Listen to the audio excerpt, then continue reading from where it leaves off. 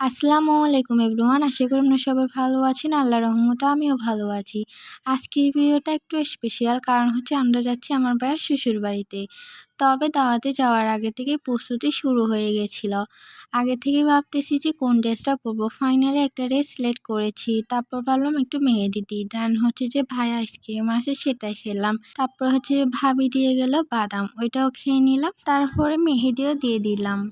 এরপরে চলে এলো সে কাঙ্ক্ষিত দিন। সকালে ঘুম থেকে উঠে ভাবলাম আজকে কিন্তু সুন্দর করে রেডি হইতে হবে, কারণ ভাইয়া শ্বশুর বাড়ির প্রথম দাওয়াত বলে কথা, তাই না? অনেক ছবি ভিডিও করতে হবে, আপনাদের শেয়ারও করতে হবে। ভিডিওর প্রথমে যেটা বলছিলাম যে অনেক ছবি ভিডিও করতে হবে, তার জন্যই আমরা ভিডিও আর ছবি করতেছি না, সরি, ছবি তুলছি ভিডিও করতেছি। ওকে, যাই হোক, এটা আমার সাথে হচ্ছে আমার বোনের মেয়ে, তাকে তোমরা আমার অনেক ভিডিওতে দেখতে পাইছো।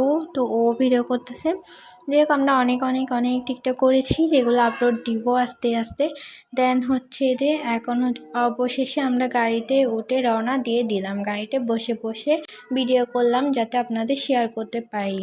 গাড়িতে বসে সবাই মিলে একে অপরে হাসি ঠাট্টা করছিলাম। কে কাকে কে বলছে, কে কাকে নিয়ে মজা করছে, সব মিলিয়ে একেবারে হাসাহাসির অবস্থা। আমিও তো সুযোগ ছাড়ি না, আর আমিও সুযোগ পেলে মজা করতে ছাড়ি না, হি হি হি হি।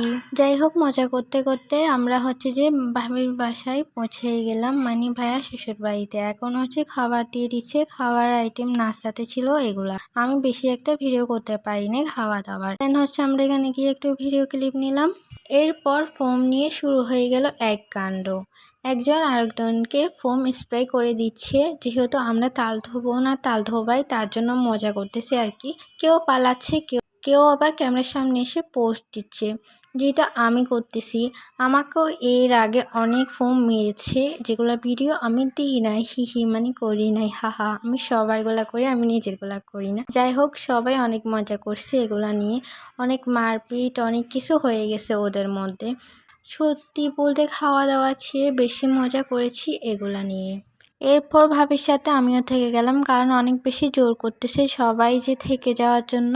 তার জন্য আর না বলতে পারি নাই, থেকেই গেলাম ভাবির সাথে। পরের দিন অবশ্য চলে আসছি। একসাথে থাকলে যে আসলে সময়গুলো কিভাবে চলে যায় বোঝা যায় না। গল্প করতে করতে, খেলা করতে করতে হচ্ছে টাইমটা চলে গেল, টেরই পাইলাম না।